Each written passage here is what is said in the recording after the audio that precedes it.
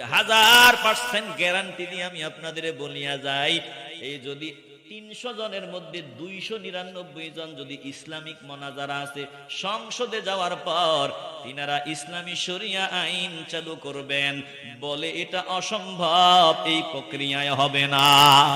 এখন যদি 299 জন ইসলামিক মাইন্ডের যারা আছে, তারা ক্ষমতায় যাওয়ার পরে ক্ষমতায় গিয়া তিনারা যদি বলে এখন থেকে কোরআনের আইন দিয়া চোরের হাত কাটা হবে, এখন থেকে জেনার বিচার হবে কোরআনের আয়াত দিয়া, এখন থেকে কোরআন দিয়া ফায়সালা হবে, ভারত আমেরিকারে বলবে দেখছেন নি, বলছিলাম না আগেগুলা জঙ্গি, বলছিলাম না আগেগুলা সন্ত্রাস, বিশ্বাস করেন নাই, এখন টের পাইছেন নি, এরা কয় কোরআন দিয়া দেশ চলবে। আমেরিকা কয় হ্যাঁ, গণতন্ত্র তো এটা না, আমরা যে গণতন্ত্র দিছি ওরা আবার ভিন্ন দিকে চলিয়ে গেছে, ধর সবাই মিলিয়া ধর, বাংলার জমিনে জঙ্গির অভাব নাই, সব জঙ্গি গুলারে খতম কর।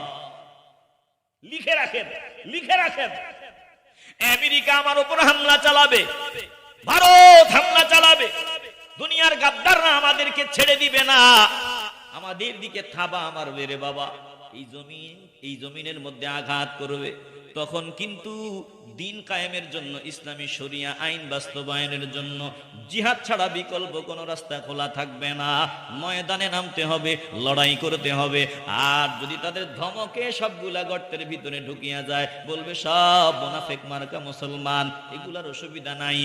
আর যদি সিদ্ধান্ত নিতে চাও কোরআন দিয়া দেশ চালাইবা, লিখে রাখো, ভালো করে লিখে রাখো, বেঈমান কাফেররা আমাদের উপর হামলা চালাবেই চালাবে, তখন তুমি বয়ান করছো ভোটের জিহাদ বর্তমানে মূল জিহাদ, ওই তরবারির জিহাদ এখন আর চলবে না, মানুষ মনে করবে ভোট দিয়া তো জিহাদ করিয়া ফেলছি, এখন আবার কিসের জিহাদ, মারাত্মক ভুলের সাগরে তুমি ডুবু খাইবা।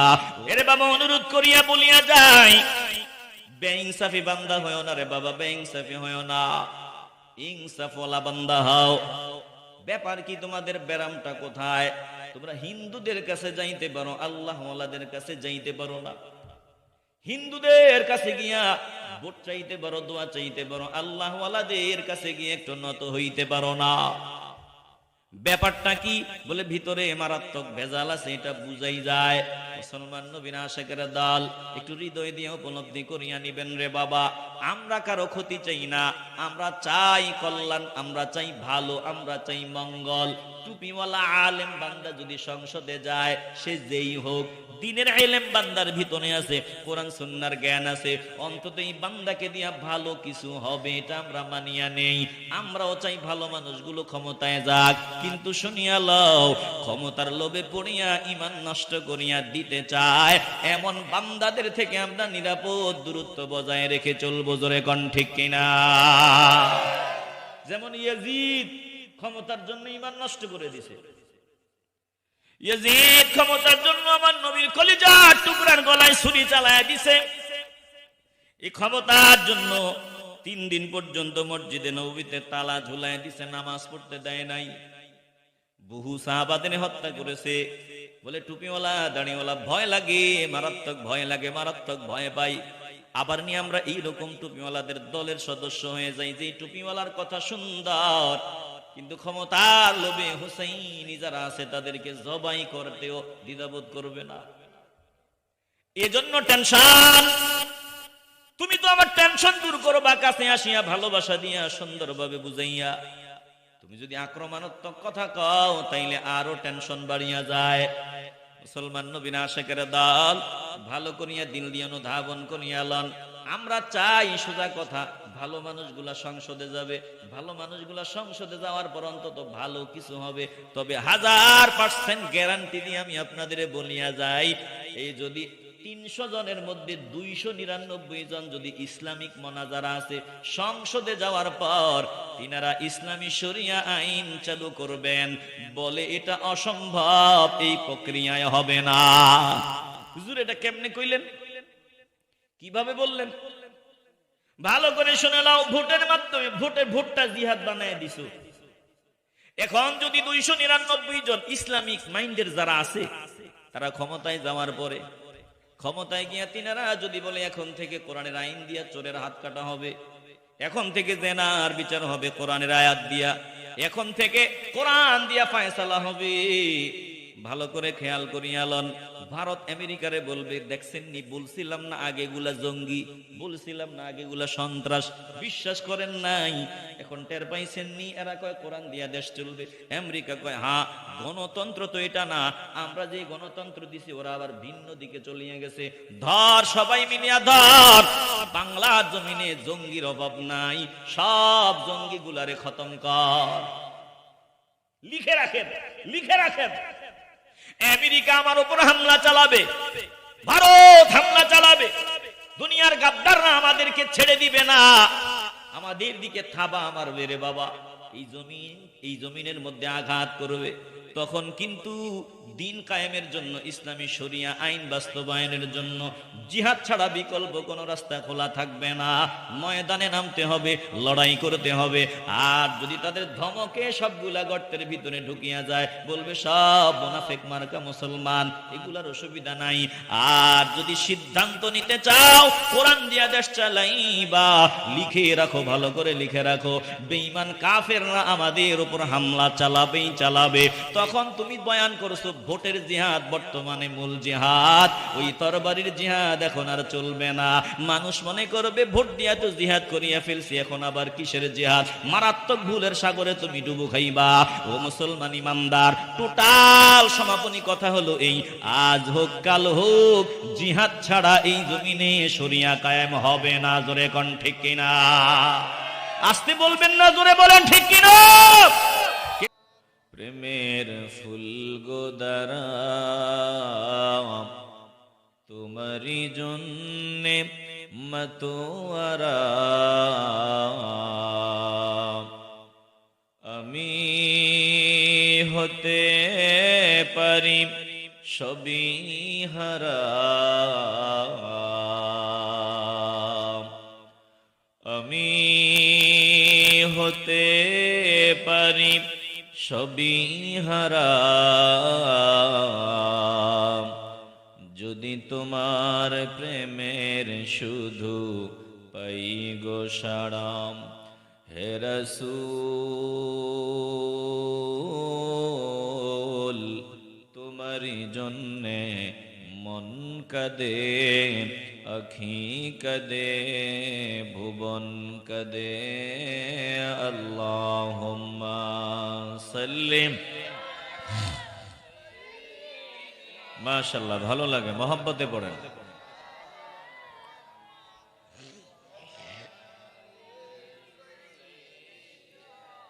মাওলানা মুহাম্মদ লা ইলাহা ইল্লাল্লাহ, লা ইলাহা ইল্লাল্লাহ, লা ইলাহা, জোরে লা ইলাহা ইল্লাল্লাহ, লা ইলাহা ইল্লাল্লাহ, লা ইলাহা ইল্লাল্লাহ মুহাম্মাদুর রাসূলুল্লাহ সাল্লাল্লাহু আলাইহি ওয়াসাল্লাম। সুবহানাকা লা ইলমা লানা ইল্লা মা আল্লামতানা ইন্নাকা আনতাল আলিমুল হাকীম। রব্বি ইশরাহ লি সাদরি ওয়া ইয়াসসির লি আমরি واحلل عقدة من لساني يفقه قولي। जिन खाक पे चलते हैं शहंशाह दो आलम, जिन खाक पे चलते हैं शहंशाह दो आलम, वो चश्मों का सुरमा है मदीने की गली में, वो चश्मों का सुरमा है मदीने की गली में। हर सिमत से आती है सदा अहले तमन्ना, हर सिमत से आती है सदा अहले तमन्ना, महबूब का चर्चा है मदीने की गली में, महबूब का चर्चा है मदीने की गली में। ईमान का हासिल नहीं बेइश्क मदीना, ईमान का हासिल नहीं बेइश्क मदीना, मरने की तमन्ना है मदीने की गली में, मरने की तमन्ना है मदीने की गली में।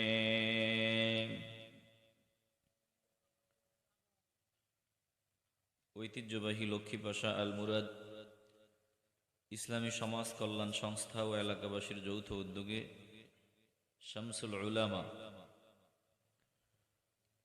আল্লামা সাহেব কেবলা রহমতুল্লাহি আলাইহি ও এলাকার মুর্দিগানের ইসালে সওয়াব উপলক্ষে বার্ষিক ৩৫তম ইসলামী সুন্নি মহাসম্মেলনের মোহতারাম প্রধান অতিথি আল্লামা মুফতি গিয়াসউদ্দিন চৌধুরী সাহেব জাদায়ে ফুলতলি, বিশেষ অতিথি হযরত মাওলানা আসাদউদ্দিন ফারুকী সাহেব, উপাধ্যক্ষ সোনাপুর মাজহারুল উলুম আলিম মাদ্রাসা জকিগঞ্জ, প্রধান বক্তা হযরত মাওলানা মুফতি নেসারউদ্দিন আহমদ সাহেব চট্টগ্রাম, আমন্ত্রিত উলামায়ে কেরাম, মঞ্চে উপবিষ্ট মুরব্বিয়ান আযম, আমার সামনে বসা নবী প্রেমিক, আল্লাহ প্রেমিক, কোরআন প্রেমিক, ওলি প্রেমিক মুসলমান ভাইয়েরা, বাবারা, বন্ধুরা, পর্দার আড়ালে অবস্থানরত মা ও বোনেরা, সকলের খেদমতে আমার আন্তরিক সালাম। আসসালামু আলাইকুম ওয়া রাহমাতুল্লাহি ওয়া বারাকাতুহু। অসংখ্য অগণিত শুকর সুজুদ ওই মহান রব্বুল ইজ্জাতের দরবারে, যিনি গত বছর থেকে এবছর পর্যন্ত আমাদেরকে হায়াতে বাঁচায় রাখলেন, ভালো রাখলেন, সুস্থ রাখলেন। হাজার হাজার বান্দাদের থেকে যাচাই বাছাই করে সবার আগে এই জান্নাতের বাগানে সামিয়ানার ভেতরে আসার, বসার, দুরূদ পড়ার, জিকির করার সৌভাগ্য আল্লাহ আমাদেরকে দান করে দিলেন। এজন্য জবান খুলে মহব্বতে বলবেন, এই জান্নাতের বাগানে গুনাহ মাফের মজলিসে আসতে পেরে, বসতে পেরে আমরা খুশি না বেজার? যারা কথা বলে নাই মনে হয় বেজার। বলেন, এই ময়দানে আসতে পেরে খুশি না বেজার? কারণ আসার আগেই অনেক বান্দা জমিন থেকে বিদায় নিছে। গত বছর যে বান্দাগুলা ছিল একটু খেয়াল করেন, সবাই কিন্তু নাই, কিছু মাইনাস হয়ে গেছে। তো আল্লাহ তন্মধ্য থেকে আল্লাহ আমাদেরকে হায়াত দিলেন, ময়দানে বসার সুযোগ দিলেন। আগামী বছর আমাদের কপালে কি আছে জানি না। একটু দিল থেকে বলেন, আমরা এই পর্যন্ত হায়াত পেয়ে, নেয়ামত পেয়ে, ভালোবাসা পেয়ে আমরা খুশি না বেজার?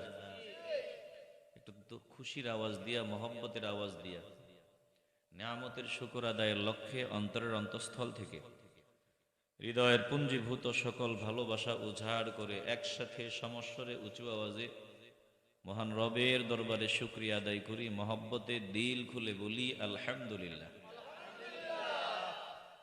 আপনি ডানে তাকান, বামে তাকান, সামনে তাকান, পিছনে তাকান, উপরে তাকান, নিচে তাকান, যেদিকেই তাকাবেন সেদিকেই একজন।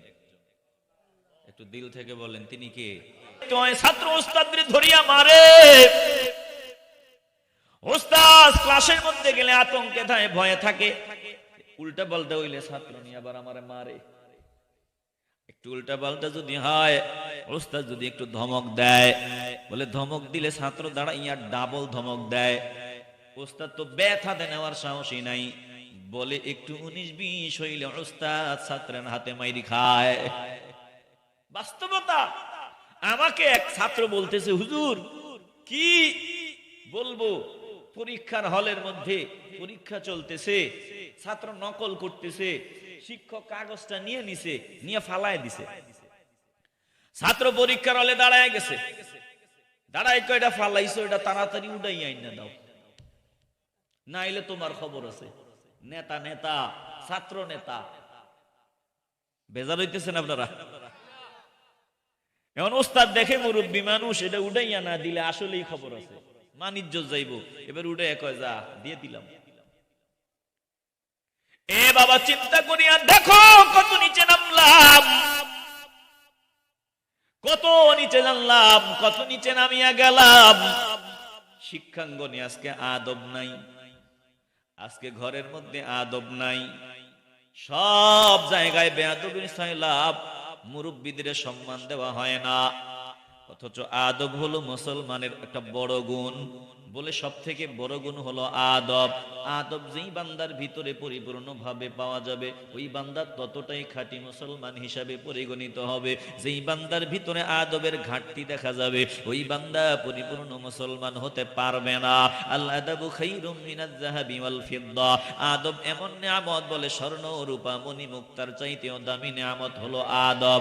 এরে বাবা পায়ে হাত দিয়া বলিয়া যায়, আল্লাহ তোমারে টাকা দিছেন, এজন্য গরম গরম ভাব দেখাইও না, বেয়াদবি করিও না, মানুষকে সম্মান করো, ভালোবাসো, আদবওয়ালা হও, আল্লাহ তোমার মাকাম আরো উপরে উঠাইয়া দিবে।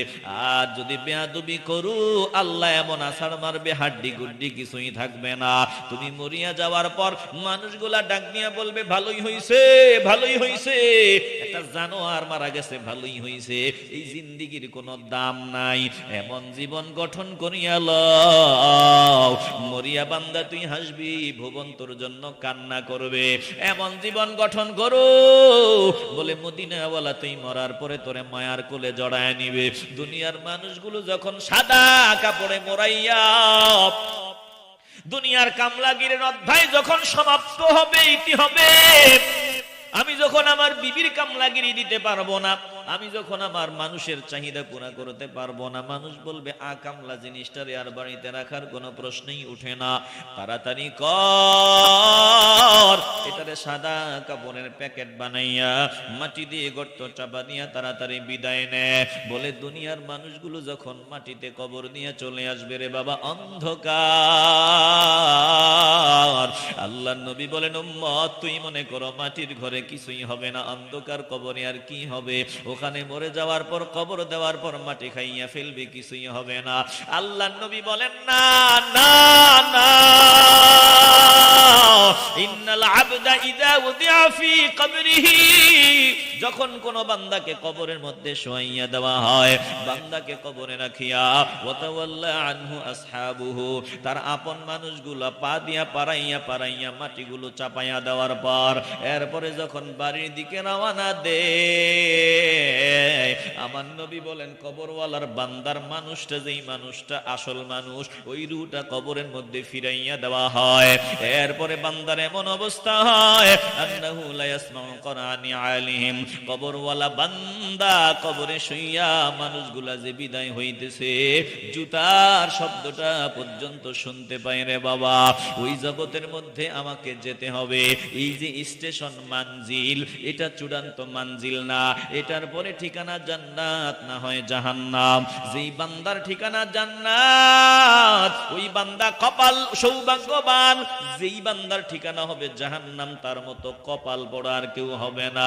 ফামান যুহজিহা আনিন নারি ওয়া উদখিলাল জান্নাতা ফাকাদ ফাজ। দিল দিয়ে অনুধাবন করেন, যেই বান্দাকে জাহান্নাম থেকে দূরে রাখা হবে, জান্নাতে প্রবেশ করাতে হবে, ফাকাদ ফাজ, ওই বান্দা নিঃসন্দেহে চূড়ান্ত সফল। মুসলমান নবীর আশিক, কবুল করার মালিক আমার আল্লাহ। একটু দিল থেকে মহব্বত নিয়ে বলবেন, হাসরের ময়দানে আমার নবী ডাক নিয়ে বলবে তুই আমার উম্মত, কবরে নবী বলবে তুই আমার উম্মত, টেনশন নাই আমি আছি তোর সাথে। বলেন আমরা এমন উম্মত হতে চাই কি চাই না? হাসরের ময়দানে আল্লাহ বলবে বান্দা রে তুই আমার বান্দা, এমন বান্দা হতে যদি চাও, আমার নবী হাত ধরিয়া বলুক তুই আমার উম্মত, এমন উম্মত যদি হতে চাও, তাইলে চূড়ান্ত আদবওয়ালা হও। বেয়াদবি, সামান্যতম বেয়াদবি ভিতরে রাখা যাবে না। এই যে সূরাটা তেলাওয়াত করলাম, আয়াতটা তেলাওয়াত করলাম, সূরাতুল হুজরাত, ওই বান্দাকে আমার আল্লাহ ডাক দিবেন। আপনি যদি মনে করেন আপনি ঈমানদার, আপনাকে ডেকেছেন আমার আল্লাহ, কানটা খুলিয়া দেন, হৃদয়টা খুলিয়া দেন, আল্লাহর কথা শোনার জন্য তৈরি হন। আয় আল্লাহ, ঘটনা ঘটলো নবীজির দরবারে, বনি তামিম গোত্রের মানুষ আসলো একজনকে আমির বানায়া দেওয়ার জন্য। আবু বকর ওমর দুইজন সিদ্ধান্ত কথা বলে ফেলছেন। এখন আয়াত নাজিল করলেন, ঘটনা তো নবীর দরবারে আমগরে সুদ্দা ডাকলেন কেন, আমাদেরকে সহ কেন ডাকলেন? আল্লাহ বুঝায়া দেয়, ও ইমানদারের দল, ঘটনা যদিও নবীর দরবারে, আমার নবী চিরদিন তোমাদের চোখের সামনে থাকবে না। আমার নবীর দিনের দাওয়াত দিয়া বুঝাইয়া তোমাদের থেকে পর্দার আড়ালে চলিয়া যাবেন। আমার নবী পর্দার আড়ালে চলিয়া যাওয়ার পর এই কোরআন শুধু মদিনায় সীমাবদ্ধ থাকবে না, এই কোরআন সারা দুনিয়ার রন্ধ্রে রন্ধ্রে ছড়ায়া ছিটায়া যাবে। আমার নবীর প্রেসক্রিপশন, আমার প্রেসক্রিপশন, নবীর মাধ্যমে আমি যেটা দিলাম এটা কিয়ামত পর্যন্ত থাকবে। বলে কিয়ামত হয়ে গেল এই কোরআন ধ্বংস হবে না রে বাবা। দিল দিয়ে অনুধাবন করিয়ালাম। আল্লাহ ডাক দিয়া বলেন, দুনিয়ার মানুষ শুনিয়ালাও, আমার নবীর ওয়ারিসগণ যারা হবেন, ইলমের ধারক বাহক যারা হবেন, তিনাদের দরবারেও ঠিক তোরা এইরকম আদব মত বজায় রাখিয়া চলবি। এজন্য আমি আল্লাহ ঘটনা ঘটছে নবীর দরবারে তোদের সহ ডাক দিলাম। কিয়ামত পর্যন্ত যত বান্দা দাবি করবি আমি ইমানদার, আমার নবীর ওয়ারিসগণ যারা হবে হক্কানি উলামায়ে কেরাম, হক্কানি উলামায়ে কেরাম, পীর মাশায়েখগণ, নবীর আশিকগণ, তাদের সামনে তোরা আদব বজায় রাখিয়া চলতে হবে। বলে নবীর দরবারের আদব প্রত্যেক ঈমানওয়ালা নবীর পাগলাদের সামনে প্রদর্শন করবে। এজন্য আমি ডাক দিলাম, ইয়া আইয়ুহাল্লাযীনা আমানু, ও ঈমানদারের দল, একটু কানটা খুলিয়া দেন। এরপরে আল্লাহ বলেন, লা তুকদ্দিমু বাইনা ইয়াদাইল্লাহি ওয়া রাসূলিহি ওয়াত্তাকুল্লাহ। কোন বিষয়ে, কোন ব্যাপারে তোমরা অ্যাডভান্স হয়ে যাও না, অগ্রগামী হয়ে যাও না। আমার নবী থেকে, আমি আল্লাহ থেকে, আমি আল্লাহ আমার রসুল থেকে কোনো বিষয়ে আগ বাড়াইয়া কোনো কথা বলিও না, কোনো সিদ্ধান্ত দিও না। সাবধান, তুমি যে সিদ্ধান্ত দিবা হাজারবার চিন্তা করো, আমি জবান দিয়া যে কথাটা বলতেছি এই কথায় আমার আল্লাহ আমার নবী খুশি না বেজার? যদি দেখো বেজার হয় ব্রেক করো, আর এমন কথা বলবা না। কারণ আমাকে আমার রসুলকে বাদ দিয়া কোনো সিদ্ধান্ত দিবা না। যদি সিদ্ধান্ত দাও তোমার নামটা বেয়াদবের তালিকায় উঠিয়া যাবে। আর যদি আমার রসুলের সিদ্ধান্তকে প্রাধান্য দিয়া সামনে রাখিয়া দুনিয়ার জিন্দেগি চালাও, আদবওয়ালা বান্দার কাতারে নাম উঠবে। দুনিয়াও উজালা, আখিরাত উজালা। এরে মুসলমান ইমানদার, দুঃখের সাথে বলতে হয় আজ বাংলার জমিনে মুসলমানের বলা দাবি করিয়া এমন আওয়াজও দেয় যে কোরআন চলবে না, হাদিস চলবে না। এমন আওয়াজও দেয় যে এই জমিনে নাকি কোরআনের আইন এখন আর চলবে না। এত আসতে বলবেন নাউজুবিল্লাহ। বলেন বলেন, এ কথা যে বলে এটা কি আদব বলা না বেয়াদব? আসতে বলবেন, এটা আদব বলা না বেয়াদব? এরে বাবা, পায়ে হাত দিয়ে বলি বেজার হয় না রে বাবা। এই যে সামনে নির্বাচনের ঘোষণা হয়ে গেল, আলেম উলামারা, হক্কানি উলামায়ে কেরামগণ তন্ত্রে মন্ত্রে বিশ্বাসী না। এই গণতান্ত্রিক প্রক্রিয়া মূলত আমাদের না, আমাদের সব কিছু দেওয়া আছে। এখন আলেম ওলামাগণ মুসিবতে পড়িয়া গেলেন, চিন্তায় পড়িয়া গেলেন যে সব যদি ওরাই ওই পার্লামেন্টে চলিয়া যায়, পার্লামেন্টে যদি ওরা সবাই যায়, যারা বলতে চায় কোরআন চলবে না, হাদিস চলবে না, শরিয়া চলবে না, এমন ব্যক্তিগুলো যদি পার্লামেন্টে চলিয়া যায়, ওরা যেটা বলবে ওটাই তো আইন হবে। ওই আইন বানাইয়া বানাইয়া আমাদের উপর চাপায়া দেওয়া হবে। এই জন্য উলামায়ে কেরামগণ চিন্তায় পড়িয়া সিদ্ধান্ত নিয়ে নিলেন, এতদিন যাই নাই, এখন যাওয়া দরকার। বলে তিনারা যে যাইতেছেন, তিনারা গণতন্ত্র এটাই জায়েজ, এই তন্ত্র মন্ত্র জায়েজ এটা বলে না, তিনারা স্বীকার করিয়া নেয়। বর্তমানে যারা নির্বাচনে যাইতেছে দুই দল, আমি আপনাদের সাবধান করিয়া দিয়া গেলাম, দুই দল রে বাবা, মূলত দুই দল। এক দল প্রচলিত এই গণতন্ত্র, প্রচলিত গণতন্ত্র এটা মনে প্রাণে মানে না, ঘৃণা করে। আর এক দল এমন আছে বলে এটাই হ্যাঁ, এই গণতন্ত্রই ঠিক আছে, এইটাই ঠিক আছে। যারা এমনটা চিন্তা করবে যদি কেউ করে, এটা বাতিল, পথভ্রষ্ট, গোমরা। যেই বান্দা বলবে এই তন্ত্র মন্ত্র জায়েজ নাই, তো হুজুর আপনি গেলেন কেন, এই নির্বাচনে আপনি গেলেন কেন? যিনি বলবেন শুনিয়ালরে বাবা, যদি না যাই চিন্তায় পড়িয়া গেলাম, যদি না যাই ওরা যেটা বলে ওটাই তো আইন হবে, বাধা দেওয়ার কেউ থাকবে না, এই জন্য চিন্তা করলাম যে যাওয়া দরকার, গিয়া অন্তত সামনে দাঁড়াইয়া ইমানের হুঙ্কার দিব, ওরা যখন ইসলাম বিরোধী কোনো কিছু করতে চাইবে বাধা দিব, বন্ধ করব। এজন্য তাকায় দেখো রে বাবা, ইসলামের বিরুদ্ধে যখন বই পুস্তক রচনা করা হয়, আমাদের মুরব্বী ওখানে গিয়া ইমানের হুঙ্কার দিল, বলে ওই বাতিল গোমরাহি যেগুলো বইয়ের মধ্যে ঢুকাইছে বাতিল করে দেওয়া হলো, বলে যাওয়ার ফলে আমাদের কল্যাণ হয়, অকল্যাণ হয় না। এখন প্রশ্ন হলো এই তন্ত্র মন্ত্র তিনারা মনে প্রাণে মানেন কিনা? খবর নিয়ে দেখো, বলবেন না না না এই তন্ত্র মন্ত্র হারাম, আগেও বলছি এখনো বলি, তো গেলেন কেন? জবাবটা শুনিয়া লাও।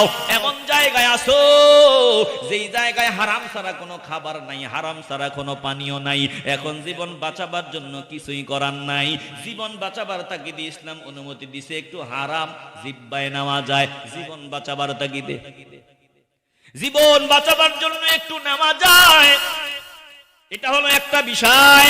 যেহেতু মুসিবত, কিচ্ছু করার নাই, কিছুই করার নাই, জীবন বাঁচাবার জন্য নেওয়া যায়, তবে হারামটাকে হারাম মনে করিয়া নিলে অসুবিধা নাই।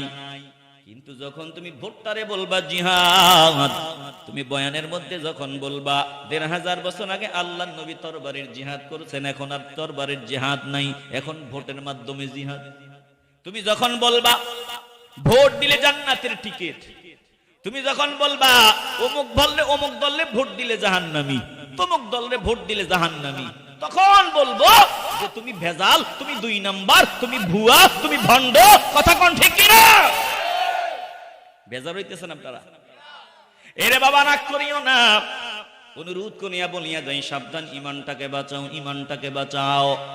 এই ক্ষমতার জন্য একদল কিন্তু ইমান বিক্রি করিয়া দিয়া বেঈমান হয়, আরেক দল বান্দা মুসিবতে পড়িয়া যায়। যেমন আমার হুসাইন রাদিয়াল্লাহু তাআলা আনহু মুসিবতে পড়িয়া গেছেন, যাইতে চান নাই কিন্তু যাওয়া লাগছে। এমন হুসাইনি মুসলমান জমিনে আছে, যাইতে চায় না এই রাস্তায়, কিন্তু মুসিবতে পড়ে যাওয়া লাগছে। এখন যাওয়ার কারণে গালি দিও না রে বাবা, যাওয়ার কারণে বাজে মন্তব্য করিও না, আগে দেখো হুজুর আপনি এটা মনে প্রাণে মানেন নাকি? বলবে না মানি না। গেলেন কেন? বলে মুসিবতে পড়ে আসতে বাধ্য হয়েছি। হৃদয় দিয়ে উপলব্ধি করো। এমন না, এমন কথা যারা বলে মাইনাস, ডিলেট, তালাক, এমন কথা যারাই বলবে, যে বলবে ভোট জিহাদ, যে বলবে আমাকে ভোট দিলে জান্নাতি, যে বলে অমুক দলে ভোট দিলে কাফের, এমন কথা যারা বলবে ভোট দিলে জান্নাতি হবে এই সেই, আমরা বলবো ভেজাল ভেজাল ভেজাল। কথা কোন ঠিক কিনা? তোমাদের ব্যাপারে তোমরা কত ভাবে জায়েজ বানাইতে চাও, সঠিক বলছি, ঠিক বলছি, অথচ আমাদের মুরব্বীরা যদি কয় অ্যালার্জি বাড়িয়ে যায়। বাংলার জমিনে এমন কোন বক্তা ছিল যে শেখ হাসিনারে ফার্ম দেয় নাই, প্রধানমন্ত্রীর ফার্ম দেয় নাই? ভিডিও দেখেন, তারেক মনোয়ার মহোদয় ফার্ম দিছে, আমির হামজাও সাবেক প্রধানমন্ত্রীর ফার্ম দিছে, সব বক্তারাই ফার্ম দিছে। দেখেন তালাশ করে। আমগো মুরব্বী একজনে কইছে, আপনি এতগুলো মসজিদ বানাইছেন জান্নাতি নবীর হাদিস অনুযায়ী, দুনিয়ার সব দালালের তকমা ওনার মাথায় উঠে দিছে। কথা কন না কেন? আরে তোরা দিছো যে এই নিয়তে, উনিও তো বলছে ওই নিয়তে। আফসোস, নিজেরটা 16 আনা বুঝবা, নিজেরটা 16 আনা বুঝবা, আরেকজনেরটা 1 আনাও বুঝবা না। এটা ইনসাফ না, বেইনসাফি হও না, ইনসাফওয়ালা হও। ইনসাফওয়ালাদের ভালোবাসেন কে? আস্তে বলবেন না, জবান খুলে বলেন।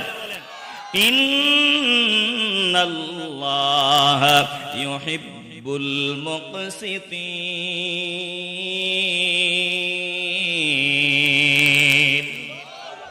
এরে বাবা অনুরোধ করিয়া বলিয়া যাই, বেইনসাফি বান্দা হয়ো না রে বাবা, বেইনসাফি হয়ো না, ইনসাফওয়ালা বান্দা হও।